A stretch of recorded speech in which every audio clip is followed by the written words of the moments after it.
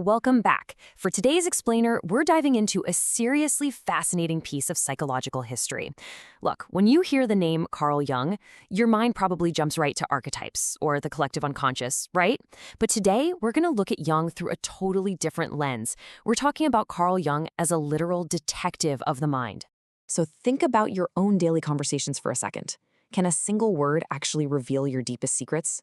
Could a split-second hesitation, a slight stammer, or even just a totally random verbal slip, could those things actually betray your hidden guilt or deeply repressed anxieties? Well, Jung believed they absolutely could, and he developed a brilliant, hard data method to prove it. Okay, let's dive into this, because the clinical method Jung used is deceptively simple. It's called the word association method, and it's basically 3 straightforward steps. First up, the experimenter throws out a stimulus word, and the subject has to reply with the very first word that pops into their head. Second, the experimenter meticulously tracks the reaction time. Exactly how long it took them to answer. And third, after running through a huge list of words, there's the reproduction phase. This is essentially a memory test, where the subject has to recall the exact word they gave as their initial reaction. Sounds simple enough, right? But man, the data it spits out is incredibly revealing. Now, to actually spot the anomalies, we first got to establish what normal looks like. If you look at Jung's data for a normal reaction type here, you've got the stimulus words on the left, words like head, green, and water. The reaction times in that second column are remarkably fast. We're talking mostly under 10/5 of a second. And the reactions themselves? Totally logical and direct. Head goes to foot, green goes to blouse. The subject is just answering quickly and smoothly. There's literally no mental friction going on here. But now let's contrast that healthy baseline with what Jung called a hysterical reaction type. Just look closely at the data for the word journey. The reaction time jumps massively to 35. And the reaction isn't just one quick word anymore. It's this weird, confused string of thoughts. Movement, voyager, to travel, ship. So why does this happen? Well, Jung realized these huge delays in reaction time, they don't mean the person is struggling intellectually. No, they are emotional roadblocks. The stimulus word has basically hit a raw nerve, what Jung called an emotional complex, and it physically interrupts the brain's ability to just respond normally. And this brilliantly illustrates what those psychological roadblocks actually look like. Notice those literal spikes in the bar graphs?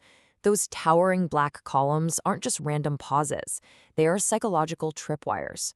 When a totally ordinary word accidentally bumps into a deeply charged emotional complex, it violently disrupts your normal cognitive functions. The subject stumbles, they hesitate, or they just go completely blank. So how do we actually apply this in the real world?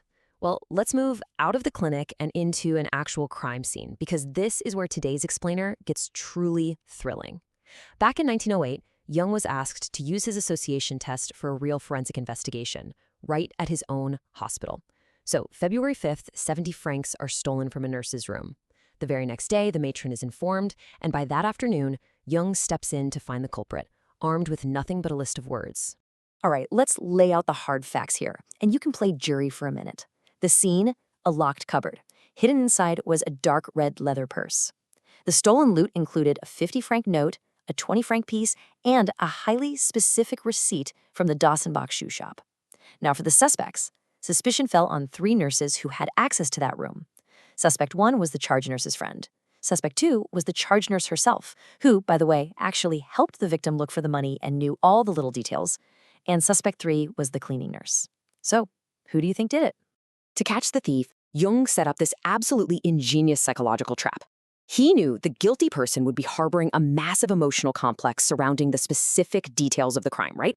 So he takes this ordinary list of stimulus words and secretly weaves in what he called critical words. These were highly specific words related to the crime scene that literally only the thief and the victim would recognize. Here are the critical words he used: cupboard, dark red, leather, 70, Dawsonbach. Now, to an innocent nurse, dark red or Dawsonbach are just completely random, meaningless words. But to the thief, these are glaring neon signs. They're psychological tripwires, custom designed to trigger the thief's guilt complex and force a measurable, undeniable disruption in their reaction time.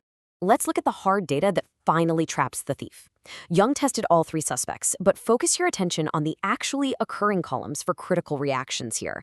Suspect A, the charge nurse, had a massive spike in incorrect reproductions. When she was asked to remember her initial answers to those critical words, she failed 19 times. Her mind was just so consumed by the emotional weight of her guilt that it completely hijacked her memory and her reaction times. The data pointed right at her. And the verdict? Well, presented with this overwhelming psychological evidence, suspect A, yep, the charge nurse, made a full confession that very same evening. Jung's word association test essentially functioned as this highly effective early version of a psychological polygraph. He didn't need fingerprints, he didn't need eyewitnesses, he just needed to measure the hesitations of the human mind. But let's step away from criminal guilt for a second and see how this applies to everyday psychology, because Jung found these tests brilliantly reveal our everyday insecurities too. Take the intelligence complex. This happens when someone is deeply insecure about their own intellect. Like, the idea of appearing stupid is literally painful to them. So, when they're given a simple stimulus word, instead of just giving a natural reaction, they unnaturally over-explain or offer these super complex definitions just to sound clever. We all know someone exactly like that, right? They're just trying entirely too hard. We can actually directly compare this with another profile.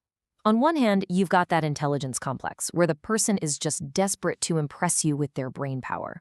But on the other hand, you have what's called the predicate type. This type reacts with really strong subjective adjectives, words like beautiful, disgusting, or wonderful. They're displaying unfiltered, highly personal emotions. The crucial takeaway here is that the way you naturally associate words, and even your little verbal slips, can instantly diagnose your true character and how you process the world around you. Let's look at the data from one final, honestly, highly relatable case study. This one belongs to a 30-year-old married woman who suffered from this inexplicable, violent jealousy, even though she fully admitted her husband gave her absolutely no grounds for it whatsoever. Just look at those towering reaction times on the right side of the graph. What words cause those massive spikes? Words like to pray, to marry, unfaithful, anxiety. Through this, Jung uncovered that she had deep, repressed anxieties about their religious differences and even secret fantasies of unfaithfulness that she couldn't even admit to herself. The test dragged her hidden marital anxieties completely into the light. Which brings us to the core takeaway, and it's perfectly summarized by Carl Jung himself. The uncertainty of reproduction is therefore, in certain cases, a measure of the emotivity of the subject. To put that into plain English, our inability to remember what we just said, or a sudden, awkward pause in the middle of a conversation, isn't just some random mental glitch. It is a glaring neon sign of a hidden, repressed emotion bubbling right beneath the surface. So, as we wrap up today's explainer, I want to leave you with a pretty provocative question. What are your split-second hesitations hiding? Next time you find yourself stumbling over a word or blanking on a recent memory, or, awkwardly over-explaining a really simple concept, take a step back. Your subconscious mind might just be trying to tell you a secret. Thanks so much for joining me on this deep dive into the mind's tripwires. And hey, keep an eye on those hesitations.